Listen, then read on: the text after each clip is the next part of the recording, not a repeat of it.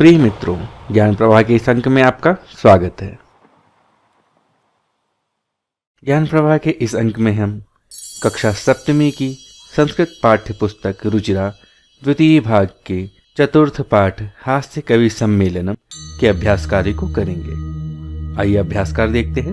उच्चारणम कुरुत, मेरे साथ उच्चारण कीजिए। उपरि, अधः, उच्चैः, नीचैः, बहिः, अलम, कदापि, अंतः, पुनः, कुत्र, कदा, एकदा। द्वितीय अभ्यास देखते हैं। मंजूषातः अव्ययपदानि चित्वा वाक्यानि पूरयेत्। मंजूषा से, ये मंजूषा है, इस मंजूषा से अव्यय पदों का चयन करके वाक्य को पूरा करना है, भरना है। वृक्षस्य खगाः वसन्ति। सूची क्या होगा यहाँ पे? बिल्कुल सही, उपरि। वृक्षस्य उपरि खगाः वसन्ति। वृक्ष के ऊपर खग रहते हैं, पक्षी रहते हैं। विवादेन, क्या होगा यहाँ पे? अलम विवादेन। अगला है वर्षा काले गृहात् मा गच्छ। आपकी माता जी क्या कहती हैं? वर्षा काल में कहाँ नहीं जाना चाहिए? बाहर। तो उत्तर होगा बहि। बहि मा गच्छ, बाहर मत जाओ। वर्षा काले गृहात् बहि मा गच्छ। मंचस्य श्रोतारः उपविष्टाः सन्ति। अब सोचिए, मंच के किस तरफ श्रोता जो हैं वो उपविष्ट होते हैं, बैठते हैं? बिल्कुल सही, अधः। मंचस्य अधः श्रोतारः उपविष्टाः सन्ति। छात्राः विद्यालयस्य प्रविशन्ति। क्या होगा? बाहर जाएंगे या अंदर जाएंगे? बस एक ही बचा है। बिल्कुल सही, अंतः। छात्राः विद्यालयस्य अन्तः प्रविशन्ति। अशुद्धम पदम चिनुत। गमन्ति, यच्छन्ति, पृच्छन्ति, धावन्ति। इसमें एक पद है जो अशुद्ध है, जिसको चयन आपको करना है। क्या होगा वो? बिल्कुल सही, गमन्ति होगा। तो उत्तर हो जाएगा गमन्ति। अगला है रामेण, गृहेण, सर्पेण, गजेण। इसमें कौन सा अशुद्ध है? बिल्कुल सही, गजेण। गजेण नहीं होता है, गजे न होता है। तो हो जाएगा उत्तर गजेण।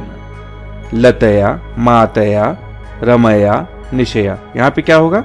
बिल्कुल सही, मातया होगा, क्योंकि मात्रा बनता है, न कि मातया। लते, रमे, माते, प्रिय।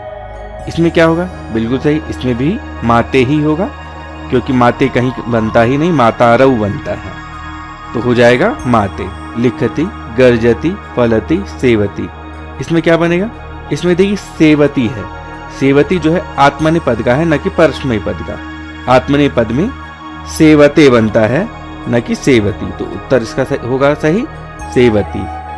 चतुर्थ अभ्यास की ओर चलते हैं। मंजूषातः समानार्थक पदानि चित्वा लिखत। मंजूषा में कुछ शब्द दिए गए हैं, इससे आपको समानार्थक पदों का चयन करके इन रिक्त स्थानों को भरना है।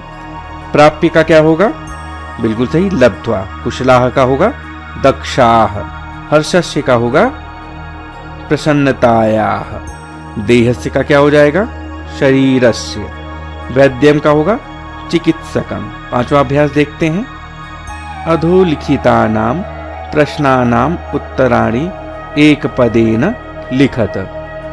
यहाँ कुछ प्रश्न दिए गए हैं, उनके उत्तर आपको एक पद में देने हैं।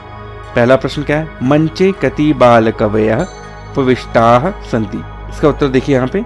विविध वेशभूषाधारिण चत्वारः बालकवयः मंचस्य उपरि उपविष्टाः सन्ति। क्या उत्तर होगा?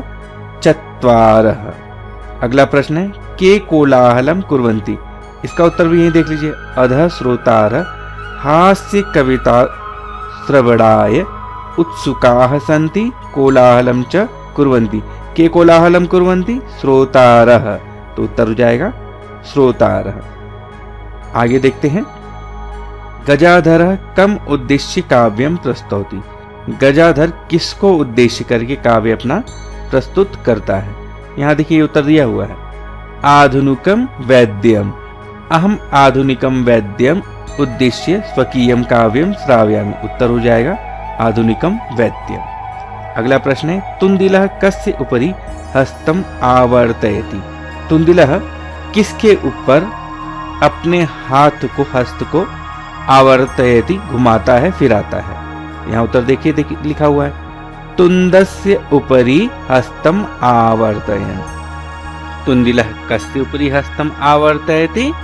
तुंदस्य। अगले प्रश्न की ओर चलते हैं। लोके पुनः पुनः कानि भवन्ति। लोक में पुनः पुनः बार बार कानि भवन्ति क्या होते? यहाँ देखिए, परान्नम दुर्लभम लोके शरीराणि पुनः पुनः। दूसरे का अन्न दुर्लभ है लोक में, लेकिन जो शरीर है वो बार बार हमको मिलता रहता है। तो इस प्रश्न का उत्तर हो जाएगा शरीराणि। लोके पुनः पुनः कानि भवन्ति? शरीराणि। किम कृत्वा घृतम पिबेत? क्या करके घृत को पीना चाहिए? यहाँ देखिए क्या लिखा है, यावत् जीवेत सुखम जीवेत ऋणम कृत्वा घृतम पिबेत। क्या करके घृत को पीना चाहिए? ऋणम कृत्वा, ऋण लेकर के, उधार लेकर के। तो उत्तर हो जाएगा ऋणम। किम कृत्वा घृतम पिबेत? ऋणम। षष्ठ अभ्यास की ओर चलते हैं। मंजूषातः पदानि चित्वा कथायाः पूर्तिं कुरुत। मंजूषा से पदों का चयन करके कथा की पूर्ति करनी है। पहले पदों का अर्थ देख लेते हैं। नासिकायाम एव, नासिका पर ही, नाक पर ही। बारंबार, पुनः पुनः, बार बार। खड्गेन, खड्ग से, तलवार से। दूरम, दूर। मित्रता, मित्रता। मक्षिका, मक्खी। व्यजनेन, पंखे से। बैठा या बैठी। छिन्ना, भग्न हो गई, कट गई। सुप्तः, सोया हुआ। प्रियः, प्रिय। अब कथा की पूर्ति करते हैं। पुरा एकस्य नृपस्य एकः वानरः आसीत्। पहले, बहुत पहले एक राजा का एक वानर था। तो यहाँ पे क्या आएगा? बिल्कुल सही, प्रिय।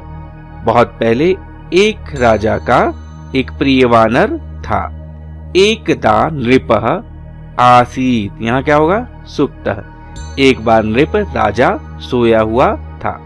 वानरः तम अवीजयत। वानर क्या कर रहा था? व्यजनेन तम अवीजयत। वानर पंखे से उसको हवा कर रहा था। तदैव एका, क्या होगा? मक्षिका नृपस्य नासिकायाम उपाविशत। तभी एक मक्खी, मक्षिका नृप की नासिकायाम, नासिका पर, उपाविशत, बैठ गई थी। यद्यपि वानरः व्यजनेन ताम निवारयति स्म। यद्यपि, जबकि वानर क्या कर रहा था? बारंबारम, बार बार, पंखे से, व्यजनेन ताम, उस मक्षिका को, निवारयति स्म, हटा रहा था। तथापि सा पुनः पुनः नृपस्य नासिकायाम एव उपविशति स्म। तब भी, तथापि, फिर भी, सा, वह मक्षिका, पुनः पुनः, बार बार, नृप की नासिका पर ही उपविशति स्म, बैठ रही थी। अन्ते सह मक्षिकाम हन्तुम प्रहारम अकरो। अंत में उस वानर ने मक्षिका को हन्तुम, मारने के लिए प्रहार किया। किससे किया? खड्गेन। अंत में उस वानर ने मक्षिका को मारने के लिए, हन्तुम, मारने के लिए तलवार से, चित्र में देखिए तलवार से कर रहा है ना, प्रहारम अकरो, तलवार से प्रहार किया। मक्षिका तु उड्डीय दूरम गता। मक्षिका तो उड़ करके दूर चली गई, किंतु खड्ग प्रहारेण नृपस्य नासिका क्या हुई? छिन्ना अभवत। लेकिन खड्ग के प्रहार से, तलवार के प्रहार से नृप की जो नासिका थी ना, वो छिन्न हो गई, कट गई। अतएवोच्यते, इसलिए कहा गया है, मूर्ख जनैः सह, मूर्ख लोगों के साथ, नोचिता, उचित नहीं है। क्या उचित नहीं है? मित्रता। मूर्ख जनैः सह, मूर्ख लोगों के साथ मित्रता उचित नहीं है। सप्तम अभ्यास देखते हैं। विलोम पदानि योजयत। विलोम पद के साथ योजना करनी है, मिलाना है। देखिए, ये कुछ पद दिए गए हैं और ये कुछ विलोम पद दिए गए हैं, इनका आपस में मिलान करना है। पहला देखते हैं, अधः। अधः का क्या होगा? सोचिए, बिल्कुल सही, क्या होगा? ऊपरी। अधः ऊपरी। अंतः। अंतः का क्या होगा? सोचिए सोचिए, बिल्कुल सही, वही। दुर्बुद्धे, ये तो आसान है, सुबुद्धे। उच्च ही का क्या हो जाएगा, नीचे ही, और दुर्लभम का सुलभम। आज से कवि सम्मिलनम पाठ का अभ्यास कार्य समाप्त हुआ। धन्यवाद। आशा है कि इस अभ्यास का प्रस्तुतिकरण आपके लिए सहायक सिद्ध होगा। नमो नमः। अगले अंक में पुनः मिलेंगे। पुनर्मिलामः।